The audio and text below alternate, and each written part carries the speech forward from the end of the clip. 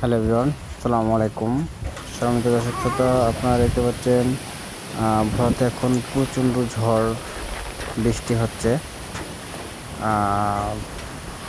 হঠাৎ করে রাতে 12টার দিকে ঝড় হচ্ছে, তো অনেকেরই ঈদের ছুটি হয়ে গেছে। প্রচুর যাত্রী লঞ্চে, তাদের কী অবস্থা আল্লাহ জানে। তো সবাই সবার জন্য দোয়া করবেন, সবাইতে সেই সালামত আল্লাহ পৌঁছতে পারে।